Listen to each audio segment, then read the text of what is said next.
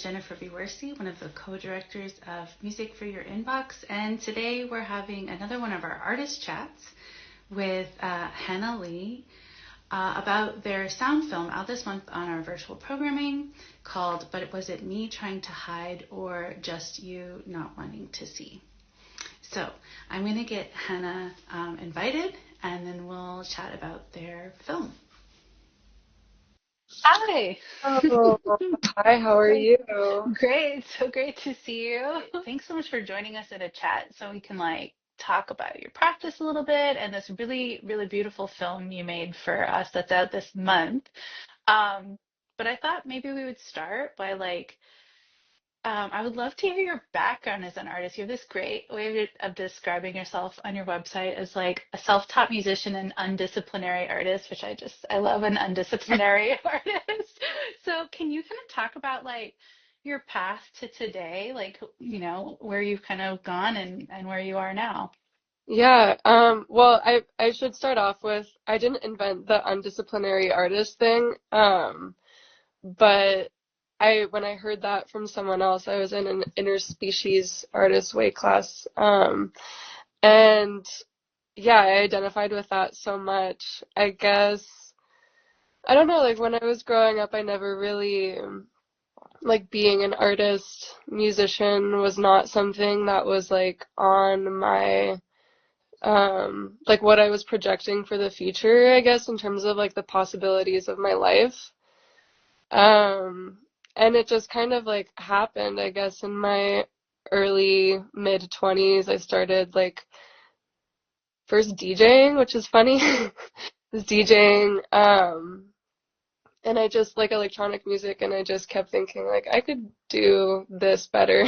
And not in like I would do this differently, I guess is a better way of Right. putting it. Like I guess like recognizing that I had my own ideas for things musically and like also just jamming with friends and stuff, and it's been kind of like I don't know, opening myself up to the possibilities of my own creative expression.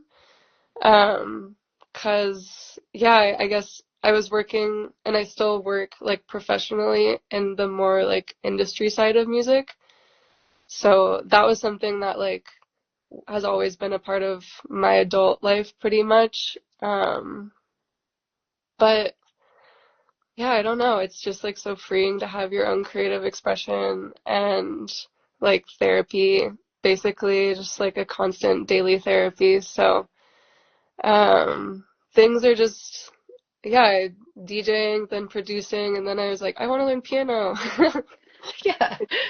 And then, yeah, now it's like, this is, I guess, my first short film. So, I guess I like playing with form. Like I just like doing things I haven't done in terms of form before, but it's all kind of like related in a sense. Hmm.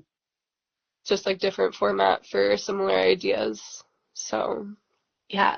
Yeah, yeah. that's really cool. I mean, I think that might be a good kind of way to segue into talking about some of the ideas behind the film you created.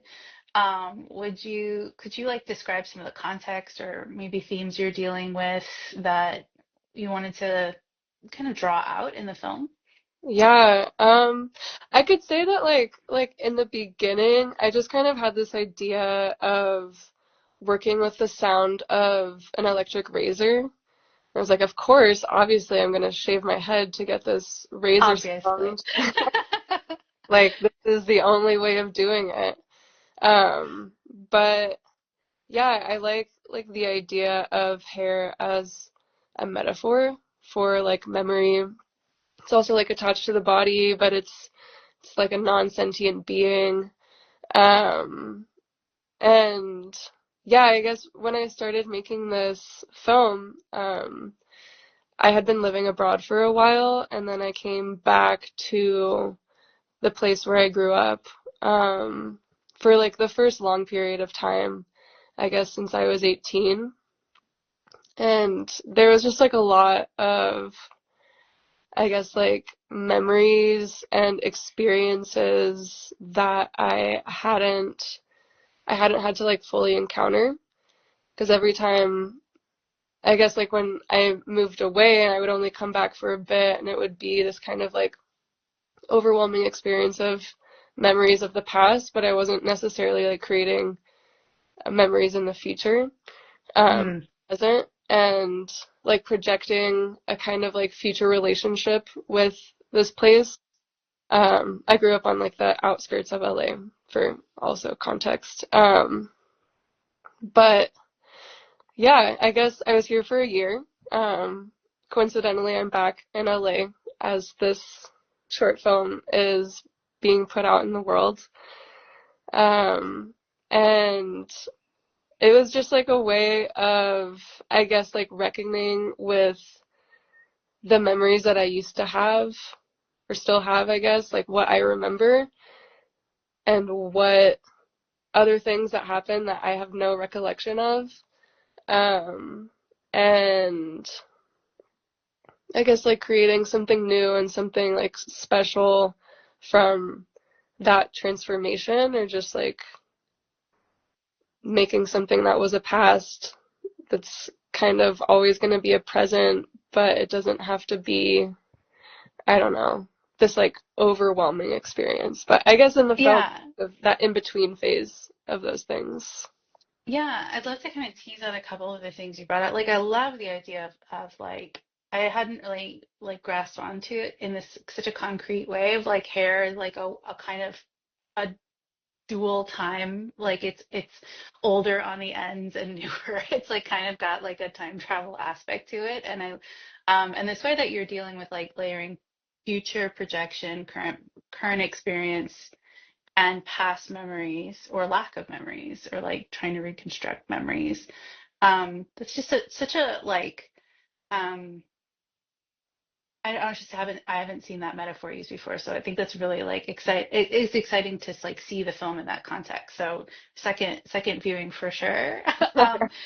And then you mentioned this idea of like things you couldn't remember. So like are there memories you have that you've been like told about, but now you're like I know you had talked about like reconstructing memories or like kind of this idea of like fragmentation or putting things back together. What are you kind of processing with memories you don't have? Are you just like you've been told about them or something like that and you're trying to embody them or Yeah, basically, well, I guess like to really like tell the story of this film correctly. So I was in this like abusive relationship when I was late teen, um, which is like when I also moved away and started college, like that last year of high school, first year of college. Um, and I don't have that many memories from that time. Like, and at the time too, I was not talking about what was happening to me to like my friends and family. So I kind of like restarted some conversations.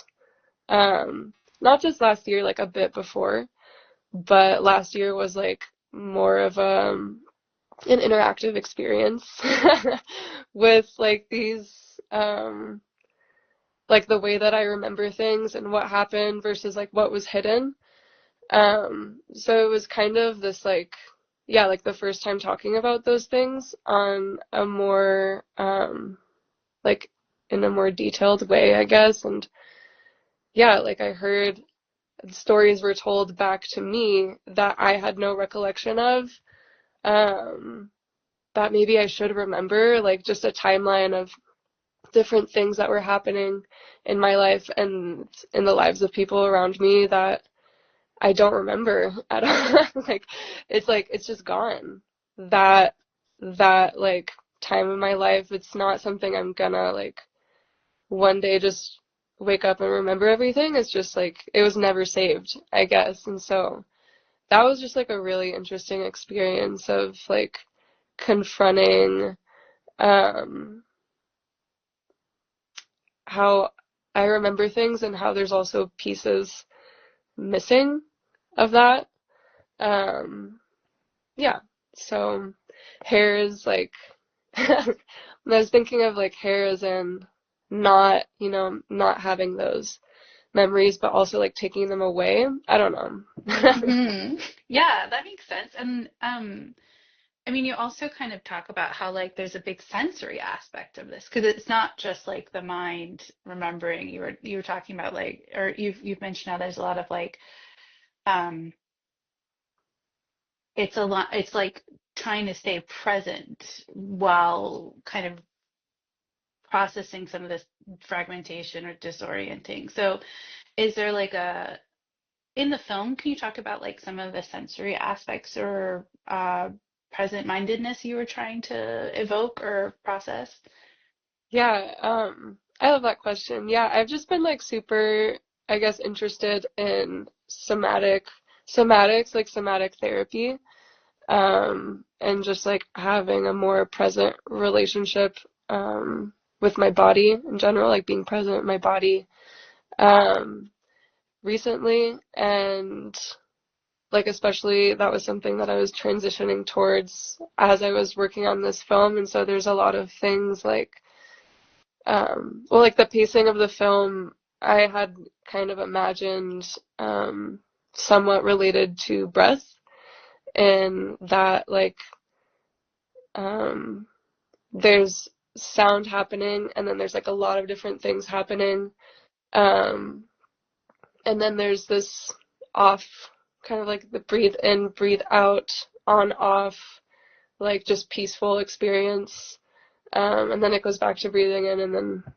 um, yeah, that like the structure was kind of based off of this relationship to breath and presence. And um I don't know, I think like I don't know if this is something that's universal, but I just really like wax. and and like, um yeah, so to me that was kind of like a whole somatic experience. I don't know if I have like a great explanation of like the use of fire and wax, I guess, in transformation, but yeah, it was a somatic experience for me to make. So, Yeah. so yeah. Well, I feel like often that like that process can like imbue the physicality, even when it's not like literal, that like you can still sense the physicality of it. Like, just for people who haven't seen it, I'm going to give like a brief description, and if I get something wrong, you jump in and tell me. But the basic structure is this kind of A, B, like back and forth between two states of being. There's like a more sonically rich and visually active section where we hear like a process sound of the electric razor, and there's footage of you shaving your head and wax homemade handmade wax candles and other kind of like water and flame and uh, wax imagery, and then these quiet sections where you're like sorting through the strands of hair. So, and it goes back and returns, and it's like it's very minimal in a way that I love because it's so focused in this kind of structure. There's not like a crescendo to a climax and then an easing like that. It is very like respiratory, like you were mentioning this inhale or like one way of being and an exhale, another way of being. Um, and so these wax, the candles you made, can you like describe them? Like be pretty literal because some people won't have seen them at all. What do they like look like? What are they made of? How did you make them? Yeah, well, there's I guess there's a few shots of like fire and wax in there. So one is the first kind of like moment that fire comes up is actually, like a tree fungus that you can burn. And so that's where like that's the fire where there's like a lot of sparkly things happening, and then it kind of melts and it looks like wax, but it's actually like probably something more similar to like a hot tar or something. Definitely would not want to touch that when it's like liquid and hot. Mm. And then there's like, I guess in the process, there's a lot of things that like I was just doing and that didn't make it to the film that you saw, like kind of mixed in there. But yeah, I was just working with wax dripping, and it looks like water, but it's kind of like such a weird texture. And then the final kind of expression of fire wax transformation is I got this shell on the street. It's a fake shell. It's like probably plaster or something like that. And didn't know what I was gonna do with it. Then I thought that I could like burn candles inside of it. So I took some candles and like warped them a bit using hot water, and just kind of like stuck them in the like crack of the shell and used super glue to just like glue them. It was a very like DIY. I think it looks great in the It film. does. I Yeah. was kind of like, oh my God, like what? I burned my hands. I burned things like tables and shirts and like other objects and like the whole process of working with fire in so many different ways. Like it was really just yeah, like an experiment in the material of wax and yeah, that like the final shots are just kind of like this thing warping and dripping and burning and almost burning the building down and then yeah. Well, I will say as like a viewer, it's really like wax is such an interesting material to see because you're right. It's not like as easily identifiable at first. And, and especially for like a first time view, there is a bit of a um, like that you have to get oriented by like collecting the different like fragments you give us. Like we see the dripping wax, but you're not totally sure that it's wax. And you trace some wax, but it could be a water stain. But like, so you're kind of like, oh, I have these pieces, but I'm trying to like figure out where they fit in like what I'm looking at.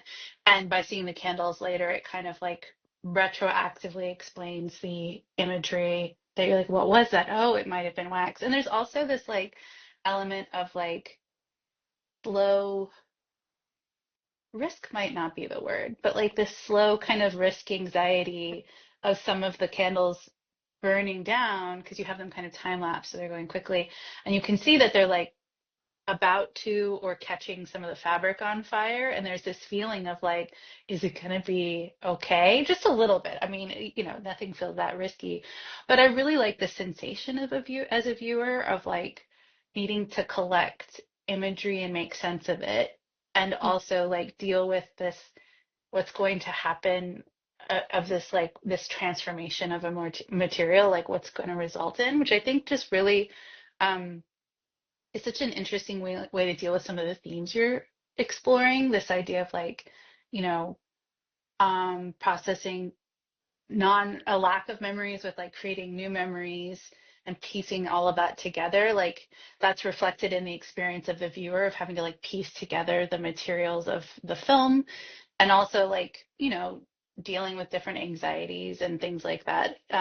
I think it's really interesting when you can create those sensations for a viewer instead of just like narrating your experience of those sensations, if that makes sense. Totally. So yeah, and I think another thing I wanted you to talk about maybe is that this there's this kind of use of collage, I would say, in the film where you have in the moments of activity, you have like different parts of the screens are doing different things. So you might have like shells in water here, and then like the fungus burning over here, or you're shaving your head here, and there's like a stitched apple being pulled. Um, and I think that's a technique a lot of artists use just to create like visual juxtaposition. But in your case, you're talking about like returning to LA and like layering on your memories of it with your current experience of it. And I think that the way you've used layering in your film really lays out that sensation for a viewer where we're like seeing two times at once, two experiences at once, and we're having to layer them together. Um, so I just wanted to point that out. Do you have like um, how were you putting together your different imagery and how were you sifting through it? Was it a pretty intuitive process and I love that a lot ended on the editing room floor. Like I'm a big editor myself, so I love hearing about that. Like what was the process of assembling it like? Yeah, I think every time I've tried to work non-intuitively, it doesn't work out. So this is like one of those- I feel like film is especially so hard to not do in a way that's planned out. So I would like plan things and just in my head there was like yeah, it's just like I don't it's not the first time I've edited like a video before, but it was, I guess, just like something that was figured out along the way. Like kind of like everything that I do that I like is like not yeah, I'm just not good at planning ahead creatively with certain things. It's not like my strength. Well, do So you feel like it kind of stifles things, or like what does something that's planned ahead end up feeling or looking like for you? it's just always different. So I think Mm. like what I like to do is not have a plan and just do things and then see what works and keep the things that work and not like interact as much with the lessons that have already been learned with the things that don't work. And so yeah,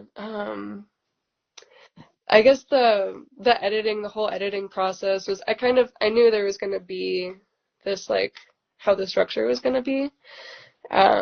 But yeah, then like putting the images together, I just wanted to like express this kind of I guess it's never like totally dangerous or scary, but maybe there's like some confusing part or like mixed messaging about like what's happening on the screen. Like, is this gonna burn up? Like, um, which is especially cool about working with wax and fire because it can be controlled, but it's also kind of dangerous.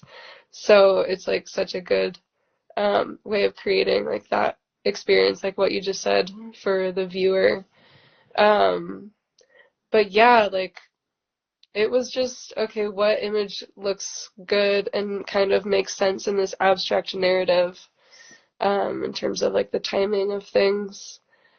But yeah, no planning was particularly done until I was like actually with all the videos and editing things. Yeah.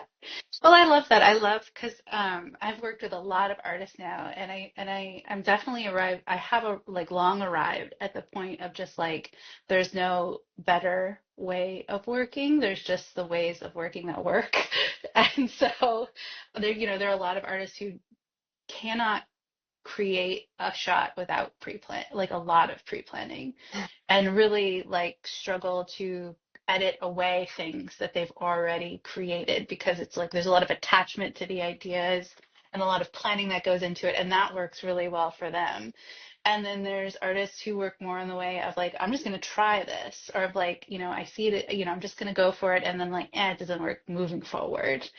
Um, and it's it's exciting to see both processes play out because it's just so much possibility in like the way people can make things. So it's really cool to hear your process and like how it unfolded. I also wanted to take some time to talk like really specifically about the sound. So you mentioned that it's the sound of a razor as you're shaving your hair. What did you do to process the sound, or because it's not like you can tell what it is because of there's like a visual relationship, but it's not like it's just not just like a razor sound. So what were you doing to process the sound? Yeah, well, I slowed the pitch of it first. So the whole like process of me shaving my head is like it's on and then it's off and I'm like sorting and then it's on and then it's off. Um, and that I guess I just wanted those pieces to be the moments where it's on to be a bit longer, but also to like really bring out like the bass notes of it. So you're saying like literally when you're shaving your head, it's like it's on and then it's off as you like get the hair out of the way, and then like okay, okay, great, cool, cool, Yeah, cool. yeah, yeah. Keep going. 'Cause that part's like not seen where I'm like, what? Just that process was like so again like different from how I imagined. And like, yeah, I really like, I guess this maybe comes from my background in like more electronic music spaces and like club environments or like sound system environments where there's like this powerful sound, especially bass, um, is like so important in those like different styles of music. And so yeah, I just wanted to like I slowed down the pitch so that it would be like a bit less zzz, and then I processed everything and just like different layers of this pedal setup that I have and like just connecting things differently and seeing what works and what doesn't um, to make it there's some that make them like a bit more melodic or like less machiney, but there's this still like a touch of machine. Um, but yeah, thanks to the pedal setup basically. So Yeah, it ends up feeling like a very dreamy sound. Well, yeah, still like you're saying, you like kept the machine, but it just sparkles. And so the way you kind of the way you process is just really magical to listen to. And I think it's a nice I'm like someone who will listen to my microwave like, oh yeah, that sounds great. So, yeah, or like my garbage disposal. totally.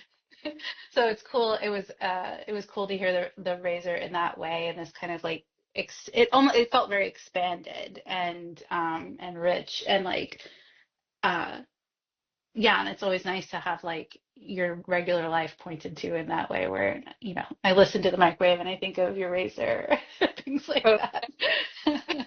That's Um, beautiful. Yeah.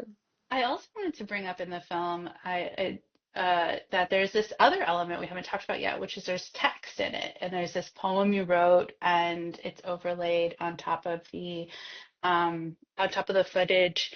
And as someone who got to see a lot of the process, like I saw the early drafts and like middle, and then adding the text. At what point did you kind of realize it needed that, and how did you add in that element of things? Yeah, I guess. Yeah. I felt like without a text, maybe um it's not think I the line is like really thin, I guess, of like what personally I try to convey that's like born from a really personal story, but I don't want it to be, and we talked about this, like trauma dumping or like um yeah, like I guess trying to find a place where it feels personal but also isn't so specific. Um so I guess it's more relatable, which I guess I don't know, it's not like I'm trying to make it relatable, but I want the purpose to be understood. Um so yeah, I guess it was like my first time working with text too. So many firsts in this. Woo. Uh, yeah. So I was hoping that the text would make it like a bit more would like ground it, you know. There's Mm-hmm. this happening, and you can probably draw your own conclusions, but I was hoping that the text would like give it a bit more direction or box it in, like what is this about and what are we like trying to accomplish here? Um, so yeah.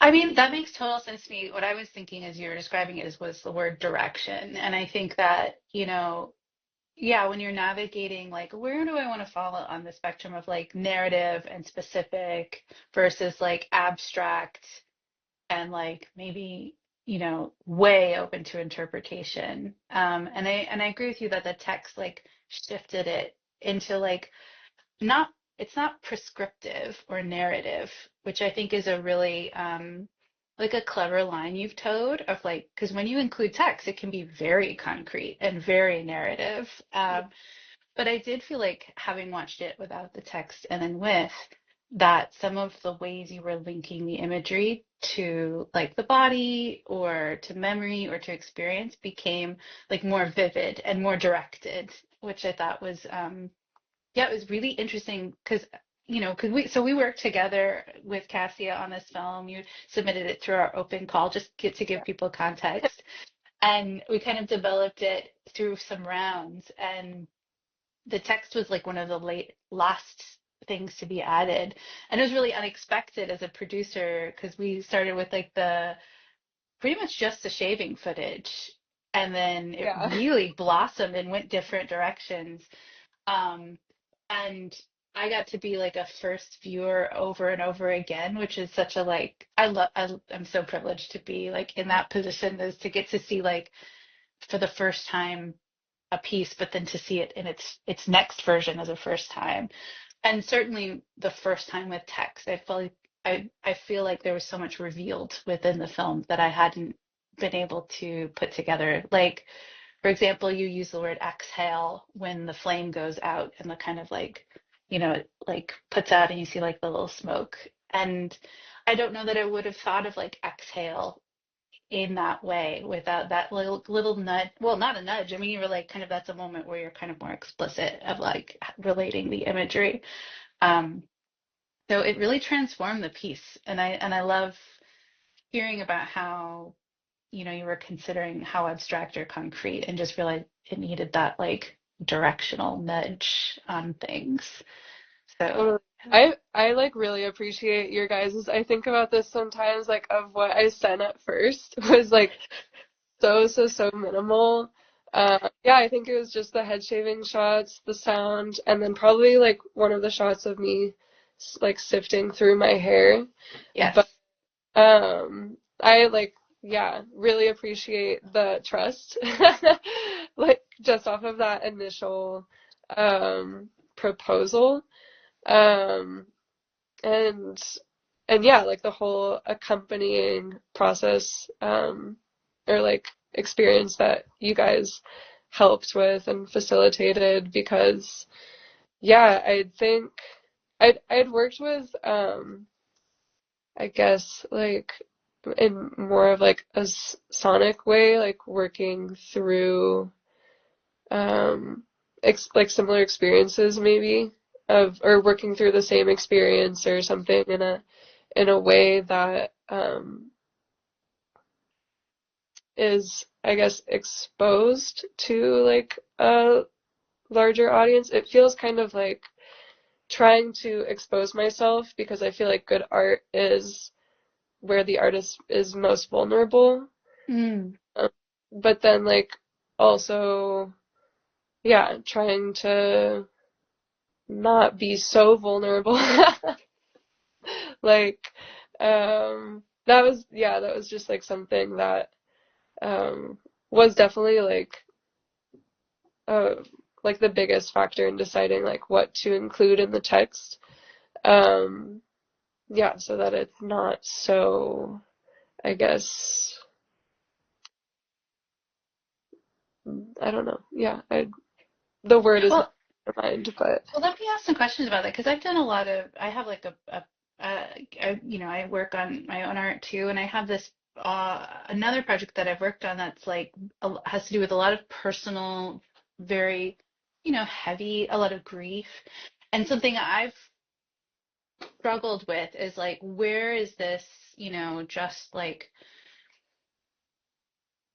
w- when does it become like someone being a voyeur to a hard situation versus yeah, versus creating a relationship between the experience that like is like a shared experience or like transforms the viewer in some way. And was that some of the stuff you were kind of like it's because it's a vulnerability as an artist, but it's also like, oh, but that's not like what I don't want you just to watch me or just to be like, like, oh, that was so hard sounding, or like yeah, that kind of like they're like that creates a sense of separation, and I'm looking and I'm trying to find like where the connection is. Does that kind of resonate with, or is that kind of close to what you were getting at in some ways, or I don't yeah, know.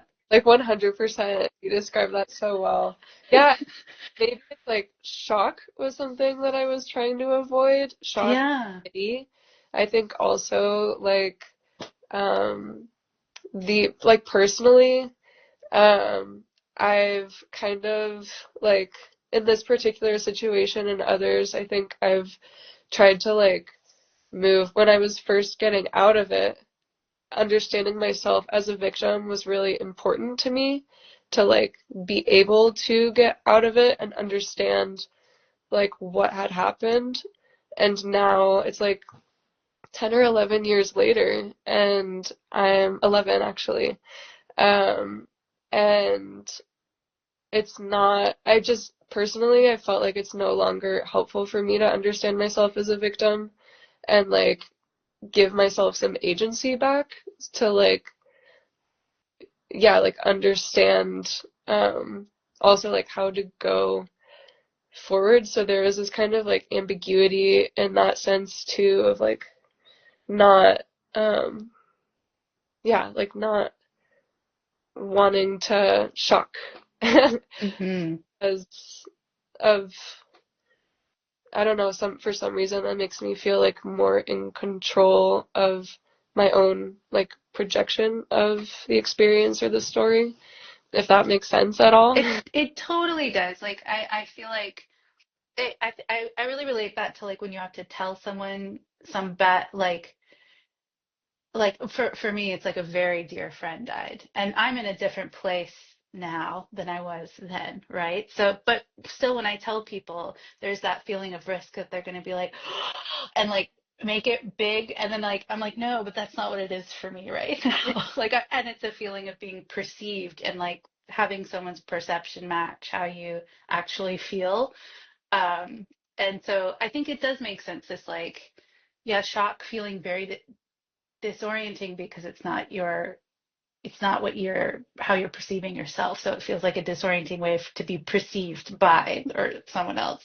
And I think that I love that word used in the context of your film because um with some of the with a topic of trauma or like pain or like processing shock is something that can be employed and to very different effects. And I would say that your piece is not it does not shock. It's a lot more invitational, it's gentle, it's like would you like to come in to think about this with me? um and that's a really different experience of creating a relationship with the viewer than like shocking someone. So Totally. yeah. Yeah. I appreciate that interpretation. Um, yeah, I was definitely not trying to shock totally in a way. Like, Well, it's still like what's the word? Because it's not like shocking like because I feel like sometimes shock comes at you as a viewer, like it's like yeah, this, like shock, but it's still very mm, there's still that sense of like discovery and wonder and like I'm not just like, oh yeah, I know what's going on. It's not like yeah, comfortable either. It's not like shocking, but it's not just like comfortable and placid. It's that right kind of mix of really like stimulating and intriguing, and there's things to figure out, and there's feelings to be had, but I'm not feeling dragged through something really totally. hurtful or something or shocking or Yeah, yeah. I love that. Yeah, you guys are so good at describing the film too. I've had And to write so much about art. It's like it's got to get be good for something, I guess. yeah, I'm really grateful. Well, I don't know if there was any. I have this like little list of questions, so let me look. I don't think there were any other questions I had, but are there other things you want to point out about the piece before we wrap out, or things you're excited about that you're working on now, or anything like that?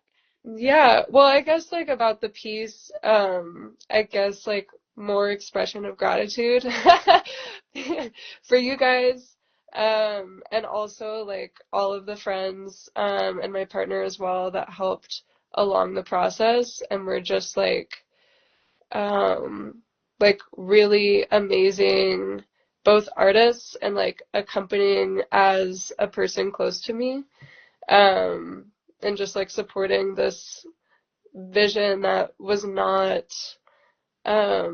not necessarily like planned, I guess, like what I was saying earlier, just I don't even know what this is, but I feel like I have to do it and then I'll like see how it turns out. So gratitude in that sense. Um and then what am I working on now? Probably more I really like wax sculptures.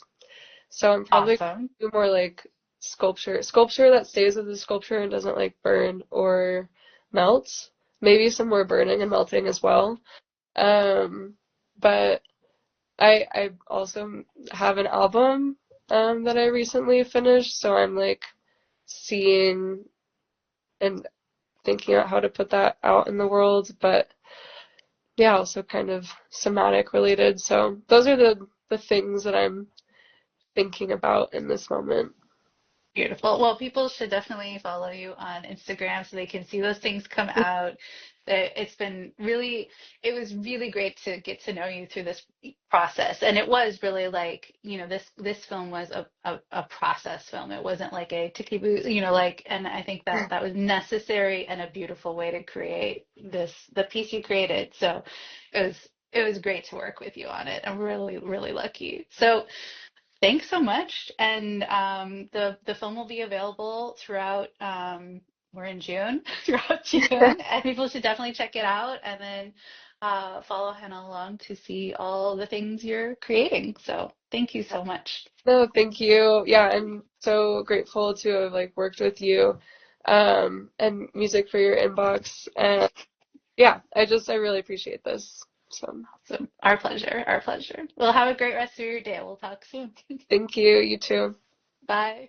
Bye bye.